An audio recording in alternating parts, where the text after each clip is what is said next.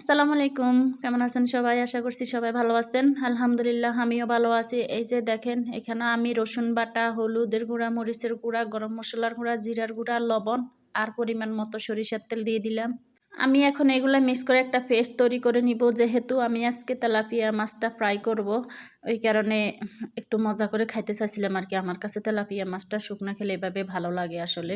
অনেকে বাদ দিয়ে খায়, কিন্তু আজকে ভাবতেছি যে অন্যরকম করে একটু করব। এই কারণে এগুলাকে আমি আগে মেরিনেট করে নেওয়ার জন্য রেডি করতেছি। সৌদি আরব আসলে যদি তাজা কোনো মাছ পাওয়া যায় তা হলো তেলাপিয়া মাছ। আর আমার হাসব্যান্ড আজকে যে তেলাপিয়া মাছগুলো আনলো আসলে খুবই তাজা ছিল আরকি। আমি নিজে আসলে সাইজ করে নিলাম। আর কেউ বলতেছে যে যদি এখানে পাওয়া যায় শুধু তেলাপিয়া মাছটাই পাওয়া যাবে তাজা জীবিত আরকি। এটা আর কোনো মাছ আসলে জীবিত পাওয়া যায় না। যাই হোক, জীবিত মাছ যেহেতু পেয়েছি, ফ্রাই কি না করে কি থাকা যায় বলেন? যাই হোক, আমার ছেলেরও কিন্তু তেলাপিয়া মাছটা পছন্দ।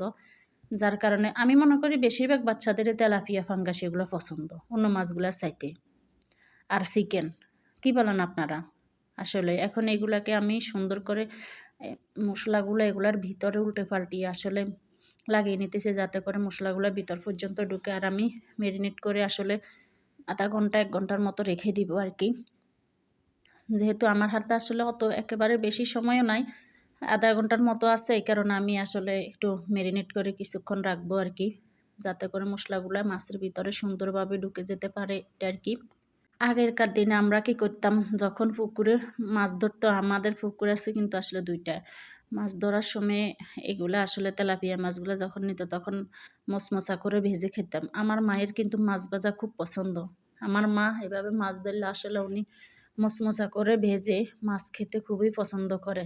তার সাথে সাথে আমরাও খেতে পছন্দ করি। যাই হোক, এই যে দেখেন মেরিনেট করে আমি রেখে দিলাম। এরপর আধা ঘন্টা পরে চুলায় আসলাম। চুলায় একটা ফ্রাই প্যান বসিয়ে পরিমাণ মতো তেল দিয়ে দিলাম মাছগুলা ফ্রাই করার জন্য।